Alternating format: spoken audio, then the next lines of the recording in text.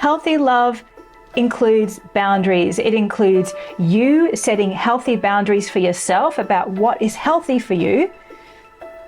And it also involves the other people who are in connection with you respecting those boundaries and having healthy boundaries of their own. I feel like that's a really important thing to keep in mind. You can love these people.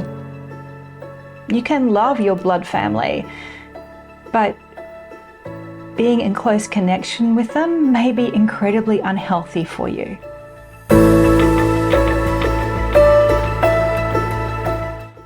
Welcome back to Medusa's Mic. This is the place where we have conversations about how to create uncompromising connections with ourselves and with others.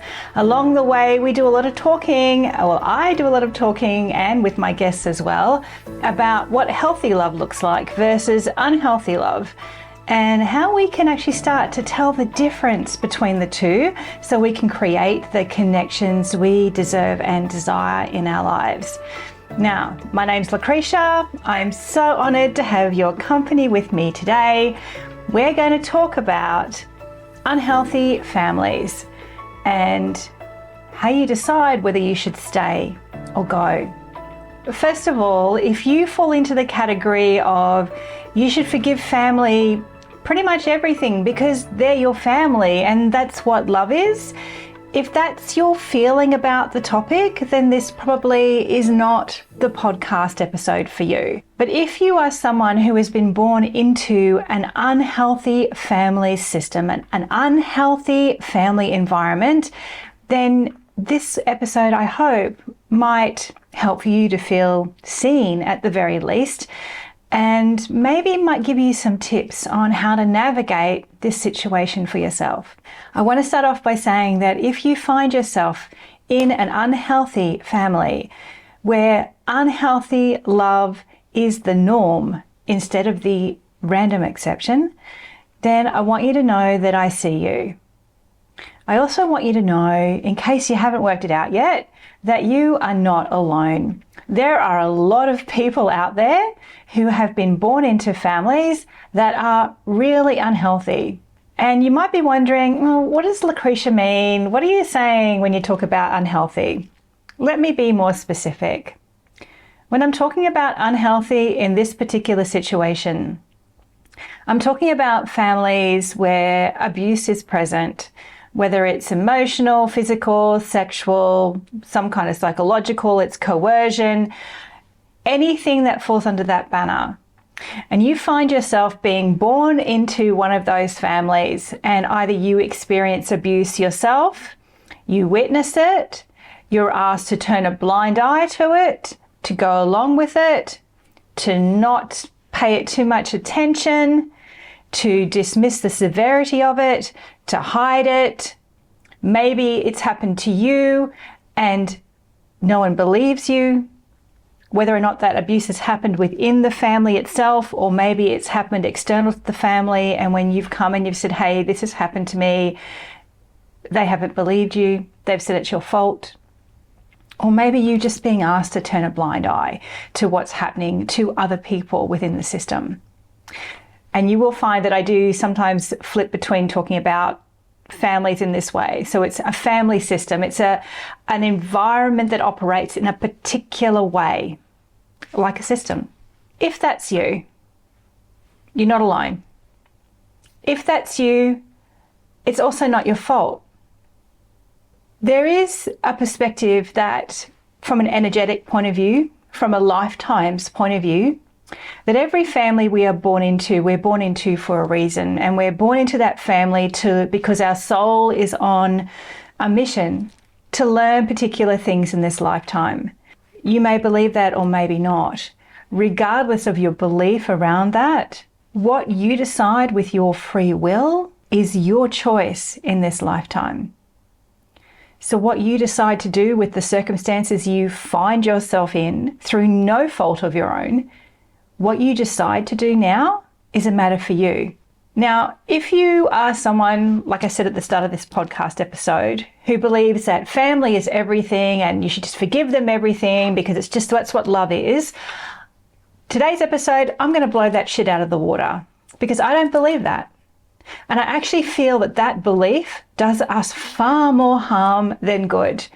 I don't think that that belief is serving our best interests at a humanitarian level, let alone at an individual level.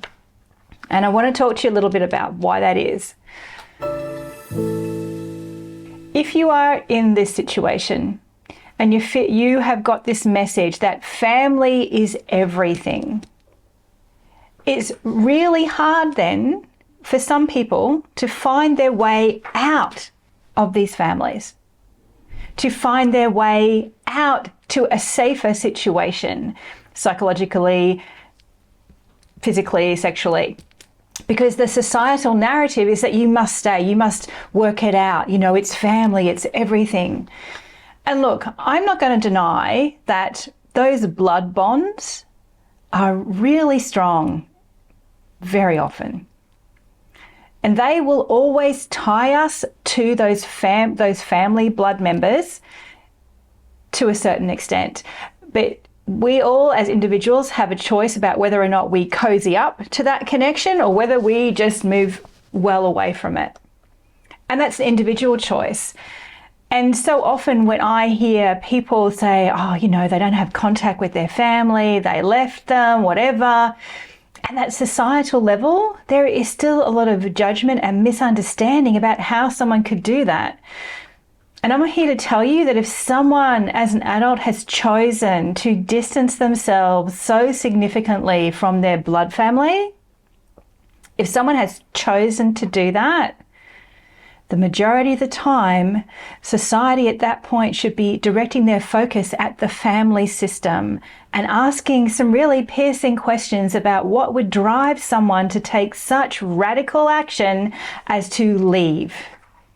Because it is radical action and it's a really hard thing to do. And it's something that people do really out of pure survival. Pure survival. So that's what I think about that narrative. No, you don't forgive family everything just because they're family. And you know what? You may even find if you're in this situation that you still have feelings of love towards them. And yet you will choose to leave. Makes total sense to me as well. I get it. You can love someone, and this is also ties into healthy love, right? Because we are taught that love is about, you forgive them everything. You may or may not do that. You may or may not forgive. Once again, I have no judgment around that. You do you. But what I will say is that healthy love means healthy boundaries, and you can continue to love those people, but you can do it from way over there, in a way that's safe for you over there, in a way where you have boundaries over there. That's what healthy love is, right? Healthy love includes boundaries. It includes you setting healthy boundaries for yourself about what is healthy for you. And it also involves the other people who are in connection with you respecting those boundaries and having healthy boundaries of their own. I feel like that's a really important thing to keep in mind. You can love these people. You can love your blood family, but being in close connection with them may be incredibly unhealthy for you. And if that's the case, if that's the understanding you have come to within yourself after much soul searching, and this stuff is not done lightly, I understand that. If you've reached that point, continue to love them. But love them in a way that's healthy for you. And that may well mean doing it from well over there. So that's the first thing I want to say. I also want to point out that one of the reasons that often people stay in these really unhealthy family systems is because they are really conditioned, and women and girls, you'll know what I'm talking about when I say the good girl. The good girl. The good girl keeps being nice in the face of things. The good girl keeps thinking, well, if I keep doing the right thing, if I keep, trying to behave in a good way, in a nice way, and then, eventually they're going to be nice back, right? That there'll be a payoff for me out of that, out of me behaving, me behaving in the right way. If that's you, I get it. Good girl conditioning I sometimes feel like it's running through our veins because it's been so deeply embedded in us, generation after generation after generation after generation. This stuff is so deeply entrenched in our psyches. But I'm here to tell you, I'm blowing that myth out of the water as well. Being a good girl doesn't change the behaviors of other people.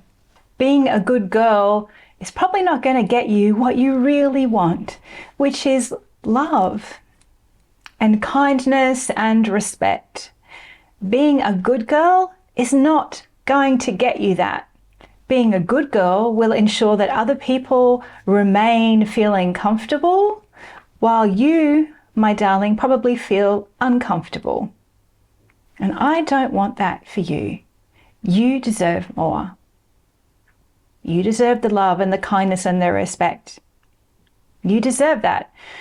But being a good girl and doing the things that are attached to that, like, feeling obligation in the face of behaviors that are unacceptable, being a good girl is not going to change those behaviors. And I really want you to sit with that understanding. And this honestly applies not just within our unhealthy families, it applies in the rest of our lives as well. And yet we are taught it over and over again, right? It's a lie. It is such an unhealthy lie. So I'd really encourage you to reflect on that. How much of that good girl lie is influencing your decisions and your behaviors? And is that actually serving your best interests? Sit with that one and see what comes up for you. And you know what? I understand that a lot of this conversation today might feel quite triggering. If it is feeling triggering for you, step back and maybe go on to another episode. The other thing I want to say about that, which really does connect into the good girl bit, is that you might be expecting that reason and rationality and self-awareness might come into play when working within this family. And my question to you in response to that idea is, have you already tried that a number of times and has it worked? Have you seen any real tangible progress sustained in that space over the years that you've been dealing with this situation? Because I feel like that's something that we also do, is that and I think just as humans we do this, right? We move through the world and we think that other people move through the world in a similar way to us, that they respond to events in the same way as us, that they, witness other people's comments and feelings in the same way that we do. And it's just not the case. That's not real. And you cannot assume that because you view the world in a certain way that someone else will. And if you have tried and tried and tried in every way you can think of to try to make progress here, to try to transform this connection, if it hasn't worked, if they are not stepping forward, if they are not also doing the work, then this is not going to transform. You can't force it to transform. It's not going to happen. And so this brings me to, the final thing that I want to say about this. And the pathways that I think are available to someone who is in this situation, the pathways I feel we have to navigate when you find yourself in a really unhealthy family system. The first thing I feel like you really need to do is to reflect on, where are you in relation to your values and how the kind of person you want to be in your life, how you want to navigate life, what you are and are not okay with. Where are you in that situation? Because I believe it's really important that the connections we have closest to us should share our fundamental values. If they don't share our fundamental values, I don't feel like that's very healthy for us. Maybe you disagree on that. But I'm talking about the fundamentals. I'm not talking about whether or not you both like a particular type of food or you both like to live in a particular area of the world. I'm talking about fundamentals. For me, that would be things like kindness, respect, boundaries. If the fundamental values that you hold are being misaligned, abused, disregarded, if you are not living in alignment with your personal values, that is a red flag moment about where you are finding yourself in relation to this family system. And how you need to really ask yourself at this point, how can you bring yourself back into alignment with your values? How do you do that? How do you navigate the relationships while staying in alignment with your values? If you cannot find a way to do that, then you will be constantly compromising yourself. And you know, this podcast, I'm all about not compromising yourself for others. And when I'm saying that, I'm talking about not compromising your fundamentals. I'm not talking about negotiating about where you might go for dinner, compromising on that sort of thing. That's shallow stuff. I'm talking about don't compromise who you are to make other people feel comfortable, because you will lose a part of yourself in the process, and that is not okay.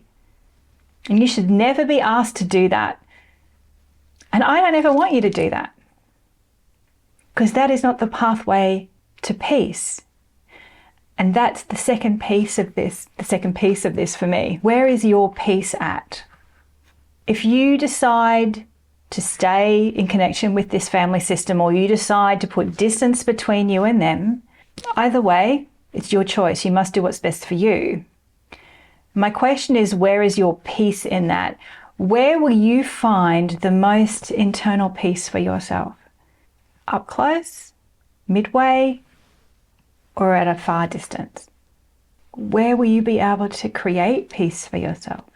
Peace that helps you to feel calmer within your nervous system.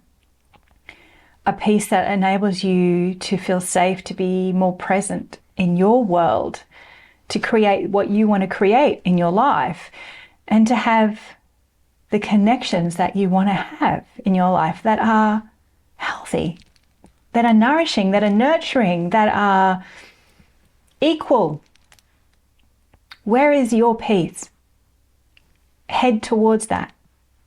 And living in alignment with your personal values and making sure that they are not compromised is going to help you to move towards your peace more easily. And so they're the two things I think that really help you to navigate these situations. And these situations are not easy. This is hard stuff. For whatever reason in this lifetime, these are the cards you've been dealt. But what you choose to do with those cards is your choice. And please always remember that there are lots of other people on this planet who experience similar challenges within their families and have to navigate these types of decisions themselves.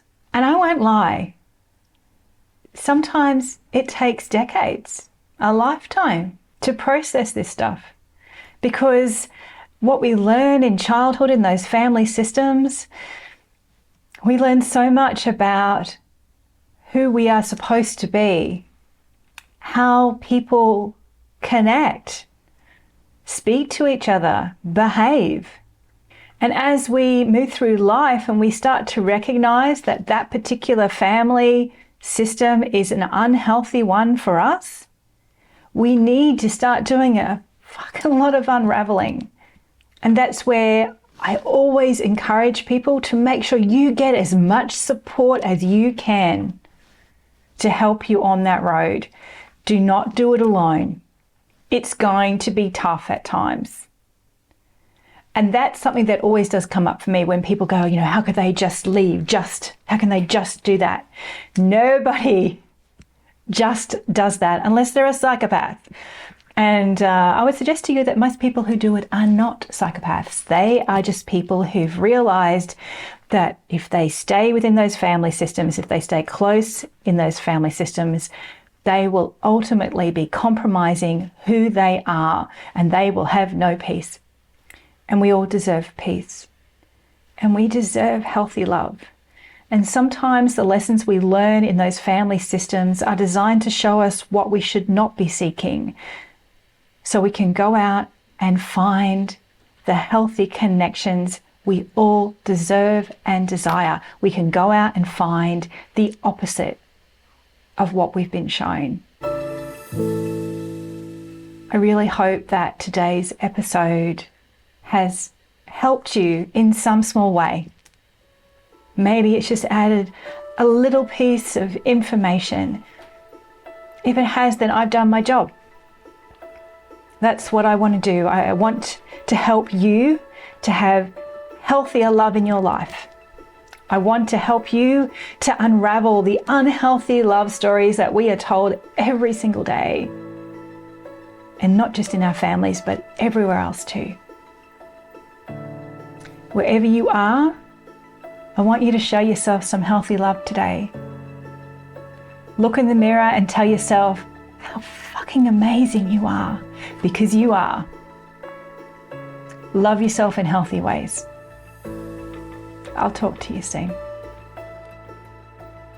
Thanks so much for your company today. If you feel more informed or empowered after listening to this podcast, please leave us a review or share this episode with a friend or family member. The music for today's podcast is brought to you by Dima Chisco from TuneTank. The opinions and perspectives offered on Medusa's Mic are solely those of the interviewer and her guests. They are our expressed personal opinions and views. They are not intended to replace any treatment or advice you may be receiving from a licensed professional. If you have specific concerns or a situation in which you require professional, psychological, medical, or legal help, you should consult with an appropriately trained and qualified specialist. This episode is copyright protected and should not be reproduced in any form without express permission from the Medusa's Mic founder and host, Lucretia Ackfield.